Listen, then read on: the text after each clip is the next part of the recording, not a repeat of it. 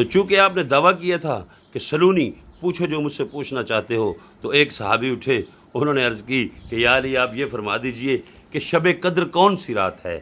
آپ نے فرمایا کہ آپ تھوڑا سا مسکرائے اور مسکرا کر فرمایا کہ کتنی سہل ہے، پسند ہے میرے حبیب کی امت، میرے پیارے محبوب محمد مصطفیٰ صلی اللہ علیہ وسلم کی امت کہ 6 راتیں بھی گنتی کی نہیں جاگنا چاہتی، کسی ایک رات کو تلاش کر رہے ہیں۔ تو آپ نے فرمایا دیکھو یہ رموز جو ہے یہ بھی قرآن مجید کے اندر ہی چھپا ہوا ہے، آؤ میں تمہیں بتاؤں کہ شب قدر کون سی رات ہے، یہ اسی سورہ مبارکہ کے اندر ہی لکھا ہوا ہے۔ آپ نے فرمایا کہ شب قدر لفظ جو ہے لیلۃ القدر، یہ قرآن پاک کی سورہ قدر میں کتنی بار استعمال ہوا؟ تو انہوں نے فرمایا، اس نے کہا کہ جی حضور انا انزلناہ فی لیلۃ القدر وما ادراک ما لیلۃ القدر لیلۃ القدر خیر من الف شہر تنزل الملائکۃ والروح فیہا باذن ربہم من کل امر سلام ہی حتی مطلع الفجر۔ اس نے کہا حضور یہ 3 بار استعمال ہوا۔ آپ نے فرمایا کہ لیلۃ القدر میں کتنے حروف ہیں؟ اس نے کہا جی لام، یہ، لام، تے، الف، لام، کاف، دال، رے، 9 حروف ہیں جی۔ لیلۃ القدر میں 9 حروف ہیں، 3 دفعہ لیلۃ القدر استعمال ہوا۔ آپ نے کہا 9 یا 27، یہ 27ویں کی شب ہے، 27ویں کی شب ہے۔ یہ میرے آقا علی کرم اللہ وجہہ نے اپنے علم سے الا بما شاء، سوائے اس کے کہ جس کو سب عطا کر رکھا ہے۔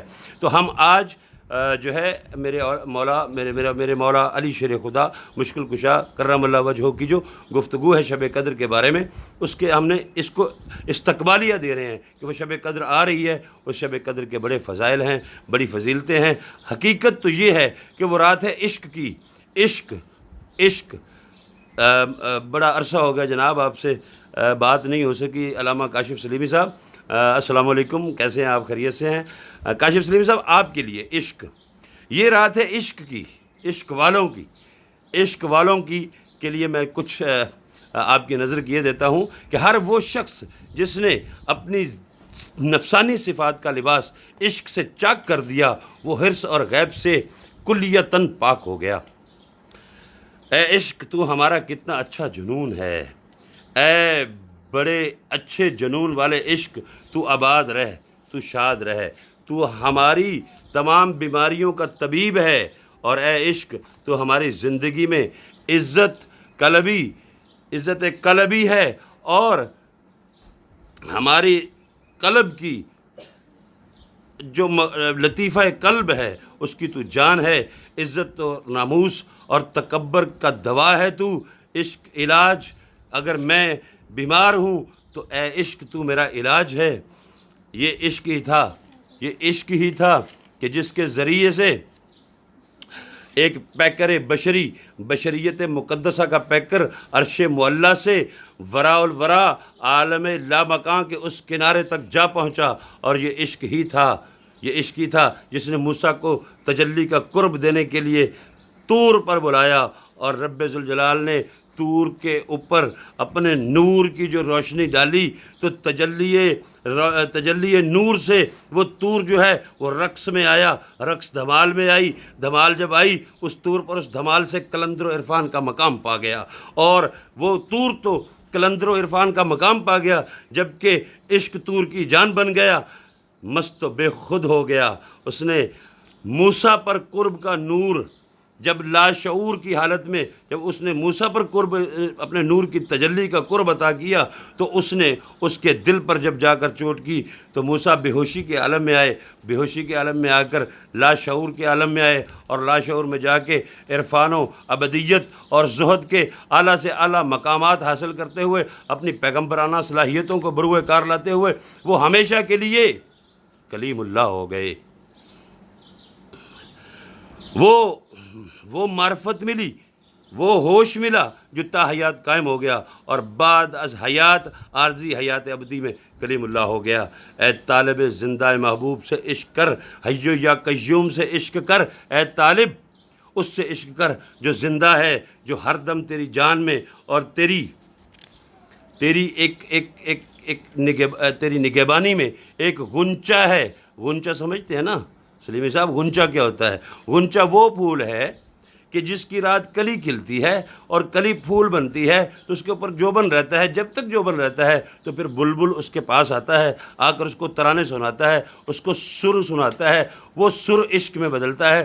لیکن اگر جب تک اس کا وہ جوبن قائم رہتا ہے تب تک تو وہ بلبل اس کے پاس رہتا ہے اور اسی طرح سے وہ نغمہ گنگناتا ہے۔ لیکن جیسے ہی وہ اپنی وہ جو غنچہ ہے وہ پھول بن کر اپنی مدت پوری کر جاتا ہے تو پھر بلبل وہاں پہ بیٹھ کے نالہ کرتا ہے، فریاد کرتا ہے، روتا ہے، اس پر خزاں طاری ہو جاتی ہے۔ تو میرے دوست، یہ عشق چند دنوں کا یا گل افسردہ کا نام نہیں ہے، یہ عشق تو حیات ابدی کا نام ہے۔ اور حیات ابدی کس حیات میں؟ اس حیات میں کہ جب اللہ رب العزت فرمائے کہ کل نفس ذائقۃ الموت، کل نفس ذائقۃ الموت، ہر نفس کو موت کا ذائقہ چکھنا ہے، لیکن ساتھ ہی یہ فرما دے وَلَا تَقُولُوا لِمَن يُقْتَلُ فِي سَبِيلِ اللَّهِ أَمْوَاتٌ۔ اب ایکسیپشن دے دے ساتھی کہ انہیں مردہ نہ کہنا جنہوں نے اللہ کی راہ میں جان دی، تو جو اللہ کی راہ میں مارے جائیں ان کو مردہ نہ کہیں۔ ادھر کلو نفس ذائقۃ الموت ہے، ادھر جو اللہ کی راہ میں جا رہے ہیں ان کو مردہ نہیں کہہ سکتے۔ کب تک تا حیات؟ کیوں؟ بل احیام، بلکہ وہ زندہ ہے، ولکن لا تشعرون، تمہارے شعور سے بالاتر ہیں۔ جب شعور سے بالاتر ہو گئے تو پھر لاشعور میں چلے گئے، جب لاشعور میں گئے تو عشق ہو گیا، جب عشق کی بات چلی تو پھر اے میری بیٹیوں، میری بہنوں، آپ جب کوئی بھی چیز پکانے کے لیے چولہے پہ رکھتی ہو تو سلیمی صاحب آپ تو آج کل ماشاءاللہ خود ہی پکا رہے ہیں، جب آپ اس کو ہلکی آنچ دیتے ہیں تو تھوڑی آگ دینے کے بعد اگر آپ اس کو اتار لیں تو وہ کچا رہ جاتا ہے، وہ پکتا نہیں ہے۔ اس کو پکانے کے لیے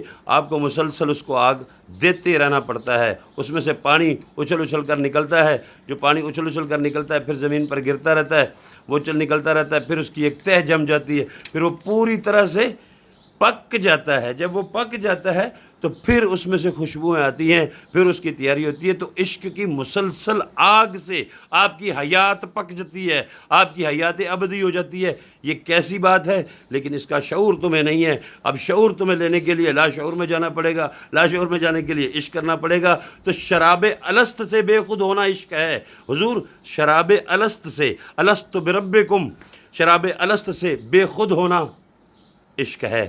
اور میں آپ کو ایک اور نظر کر دوں کہ ایک واقعہ عرض کر دوں کہ حضرت عبد الواحد بن زید جو کہ حسن بصری کے بڑے قریبی ساتھیوں میں سے تھے، فیض یافتہ تھے اور آپ کے زیر نگرانی تھے، زیر تربیت تھے، انہوں نے ایک سوال اللہ رب ذوالجلال سے مسلسل کیا کہ اللہ میرے ساتھ جنت میں وہ جو میرا سنگی ہے، وہ جو میرا ساتھی ہے، وہ کون ہوگا؟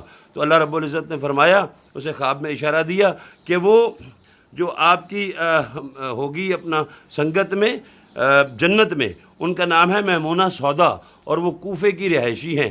پھر انہوں نے پوچھا کہ میرے مولا مجھے اس کا بتائیے، تو اللہ رب العزت نے ان کو بتایا۔ تو وہ چلتے چلتے چلتے چلتے اس مقام پر پہنچے، لوگوں نے کہا وہ تو دیوانی ہے، وہ تو ہر وقت اپنے عشق میں مست رہتی ہے۔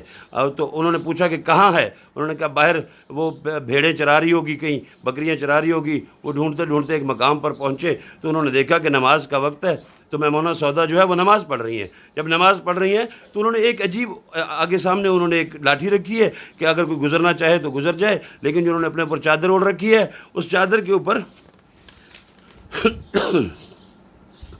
ایک زیب تن کی ہے، اس چادر پہ لکھا ہے کہ باندھی ہے یہ مولا کی، جو نہ بیچی جا سکتی ہے نہ خریدی جا سکتی ہے۔ لیکن وہاں پہ ایک عجیب سین اور دیکھنے کو ملا ان حضرت کو کہ انہوں نے دیکھا کہ جو بھیڑیے ہیں وہ بکریوں کے ساتھ کھیل رہے ہیں، بجائے بکریوں کو کھانے کے وہ بکریوں کے ساتھ کھیل رہے ہیں، وہ بکریوں کے ساتھ اسی طرح ہیں جس طرح سے بکریاں چل رہی ہیں۔ وہ حیرت زدہ رہ گئے کہ یہ کیا بات ہوئی۔ تو جس پر آپ بیٹھے تو میمونہ نے کہا کہ آپ چلے جائیں، ہمارے اکٹھے بیٹھنے کا وقت ابھی نہیں آیا، جب پروردگار کو منظور ہوگا تو پھر وہ وقت آئے گا۔ تو پھر جاتے ہوئے اس بندہ خدا نے کہا کہ مجھے کوئی نصیحت کیجئے، مجھے کوئی بتائیے۔ تو اس نے کہا کہ بندہ جب دنیا کی طلب اور محبت میں ہی لگا رہتا ہے تو اللہ اس سے اپنے قرب کی محبت چھین لیتا ہے، بیگانگی اس کے دل پر طاری کر دیتا ہے اور وہ بالکل بیگانہ ہو جاتا ہے، وہ اپنے خدا سے دور ہو جاتا ہے، وہ الست بربکم کا وعدہ بھول جاتا ہے۔ اور اگر قریب ہو جائے تو پھر دنیا میں جو بھیڑیے ہیں وہ بکریوں کے ساتھ کھیلنا شروع ہو جاتے ہیں، وہ دنیا اس کے پیچھے کر دیتا ہے، وہ ہر نظام کو بدل دیتا ہے، وہ ہر نظام کو ایسا کر دیتا ہے جیسا تم دیکھ رہے ہو کہ یہ بھیڑیے بکریوں کے ساتھ کھیل رہے ہیں، یہ ان کو کھا نہیں رہے بلکہ کھیل رہے ہیں۔ اسی طرح جب کوئی اللہ کی ساتھ، اپنے حی یا قیوم کے ساتھ، اپنے اس مرشد کامل کے ساتھ، اپنے اس محبوب خدائے رب ذوالجلال کے ساتھ کہ جو بقائے باللہ میں رہتے ہوئے بقا پا گئے، ان کی بقا سے عشق کرتا ہے، وہ ہمیشہ ہمیشہ کے لیے قائم ہو جاتا ہے، اور پھر دنیا اس کے پیچھے پیچھے چلتی ہے۔